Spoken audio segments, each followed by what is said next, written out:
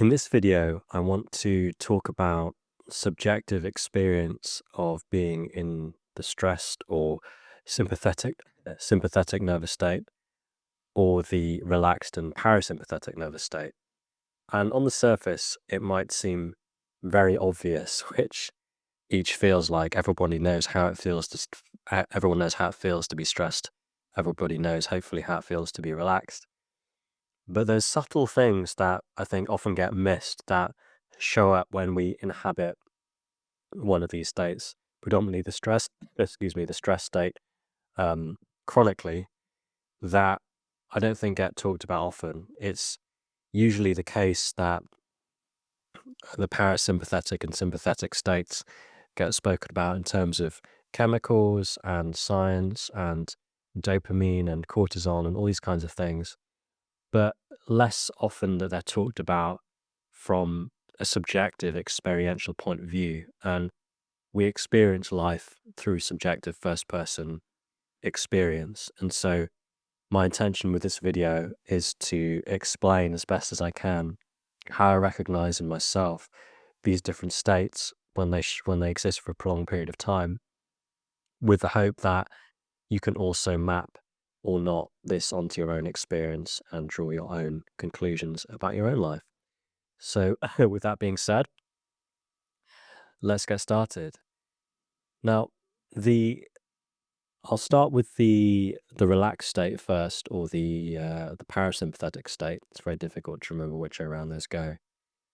And I would say the first thing to question is that if you're not sure which state you're in, it's quite likely that you're in a stressed state. And we'll get onto that later, because the parasympathetic state is very easy to identify when you're in it. And primarily, it's an absence of anxiety. And the way that that shows up for me is a kind of presence of mind. So I'm not thinking about the past. I'm not thinking about the future. I'm able to just be in this moment. Maybe I'm doing something, maybe I'm not. But there's not this urge to exist mentally in another place, either temporally or spatially. The second thing is a kind of relaxation that is across the shoulders and in the chest. And this is a kind of signal that the body feels safe. When the shoulders are raised, it's a response to a threat, whether subtle or overt. And the heart is also closed off to potential um, injury, whether psychological or physical. And so an open-hearted posture is a kind of emotional availability to whatever is presenting itself. It could be a person, it could be a situation. But when the body feels relaxed and receptive, there is a kind of stance of possibility in that domain. It's a very convoluted and pretentious way of saying it, but basically, like, I'm available to feel things. I'm available to receive other people's feelings and my own as well. And then as I look around my space, there's a sense that I can take things in when I look at them. So I'm looking at the air conditioner, but simultaneously I can see that there's a a blue cushion on the other side of the room.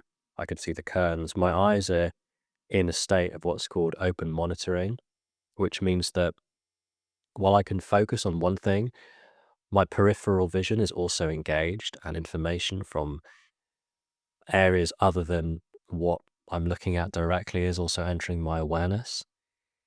Um, and a kind of relaxation, I would say, behind the eyes, so the eye muscles are not really straining, they're not really pushing. And the other sense doors are also open. So, for example, I can feel my feet as they rest on the ground at the same time as I'm taking in information from my eyes. And this is something that you can work on in somatic experiencing, somatic meditation. A lot of that is about taking in information from multiple sensory sources at the same time. And if we're able to do that, or if we're able to encourage ourselves to do that, it signals to our nervous system that we are safe. And it's why it's one of the tools that is used quite often in that modality. Also, the guts or the intestines have a feeling of relaxation to them. In By contrast, as we'll discuss in a minute, the anxious state, there's sometimes a feeling of like clenching, holding in the abdominal area. But the parasympathetic state is characterized by a kind of yeah, like a relaxation in that area of the body. It might extend down to the hips, down to the chair. And it's important to say here that this is not the same as being like catatonic or being sleepy or all of these things. That is also possible. But as I said, with the sensory information and things like that, there's a kind of alertness also, but it's an open alertness.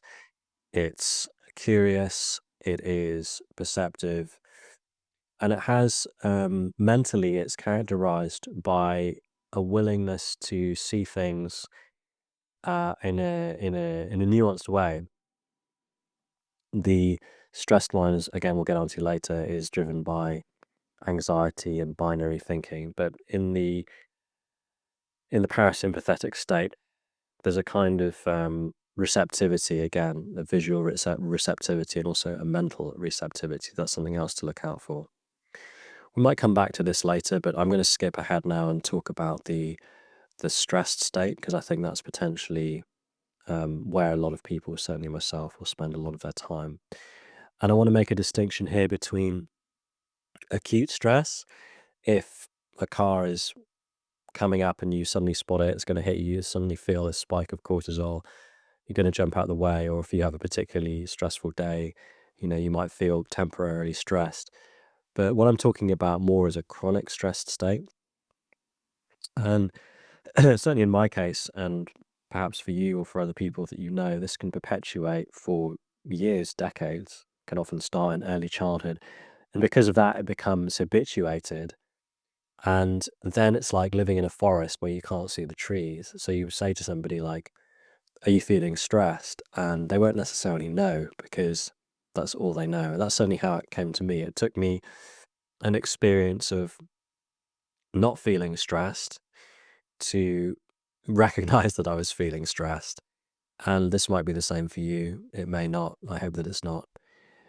But the first thing to understand is that the mind becomes a servant of the body. If you notice that you're thinking in a very black and white way, where things are either good or bad, it's this or it's that, then that is a signal that your body is in a state of stress, because the lizard brain, the lower parts of the brain, are binary in nature. And so when your body is giving the brain signals that you're under threat, your thinking will become more binary. And the more threat there is, the more binary that thinking will become. This is why politics can be so corrosive to mental health, is because it's driven by this binary thinking of good versus evil. And that's how people will affiliate their political beliefs. And you'll often see that people who are very political are also quite highly strung, regardless of their position, especially when they get into arguments with each other. But that's a whole other thing. So that would be one thing. The second thing would be this oscillation between efforting and avoidance. So, for example, typical morning of feeling stressed, I'll wake up.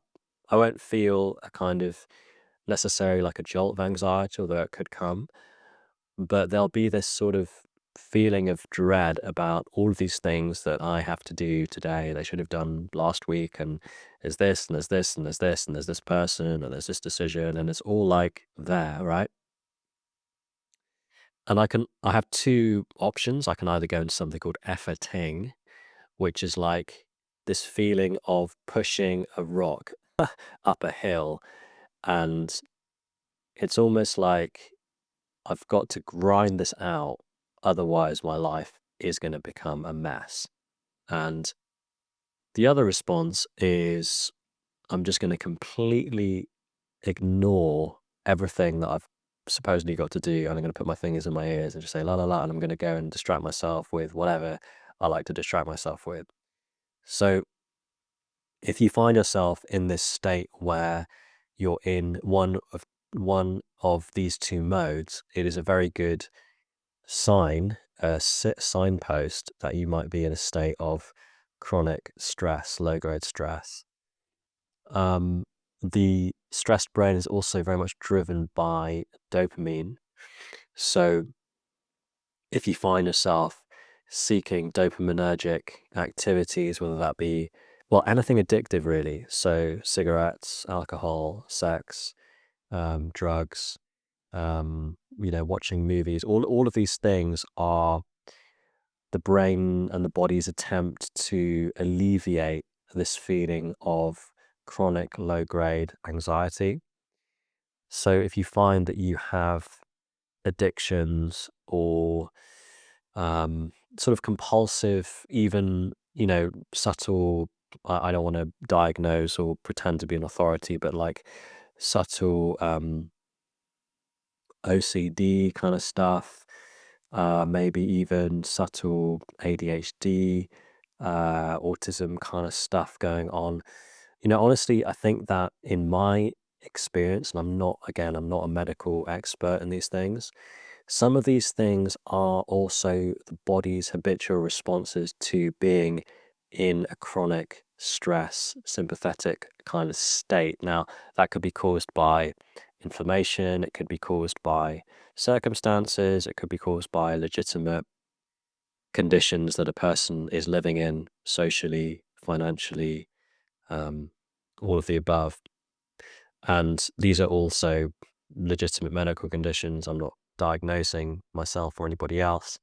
But I would certainly say that for me, I have symptoms that some people might identify as ADHD. I have symptoms that some people might put on the spectrum. I have symptoms that people would identify as depression. But a lot of these things are certainly exacerbated by being in a state of stress and are relieved to a very large extent by being in a state of alert relaxation.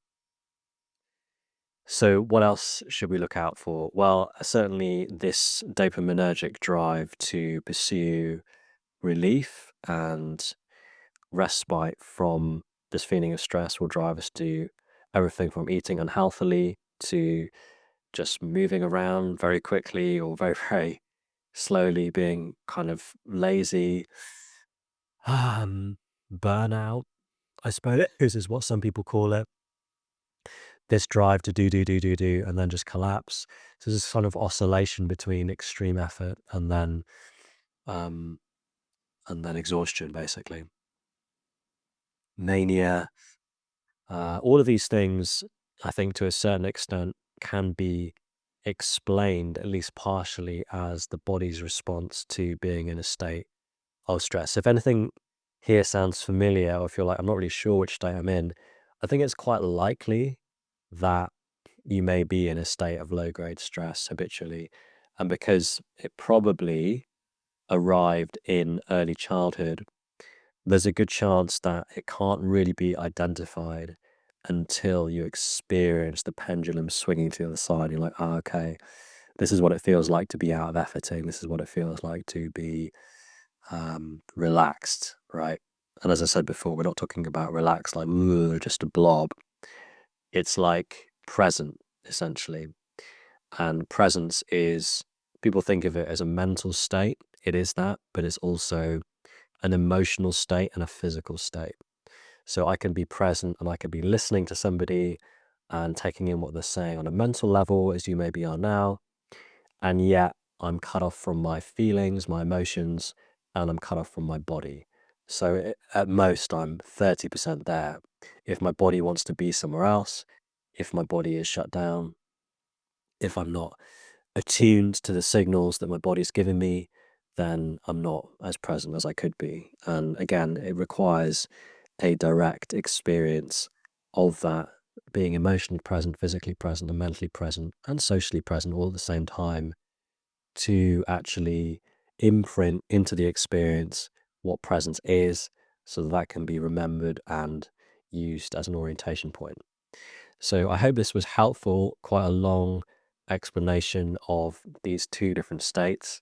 Let me know if you recognize either of them, first of all, and how you experience them. Maybe you experience them similar to me, maybe you experience them differently. If you want to work with me one on one, my information is down in the description. Thanks so much for watching, as always, and I really appreciate your time. Have a good day.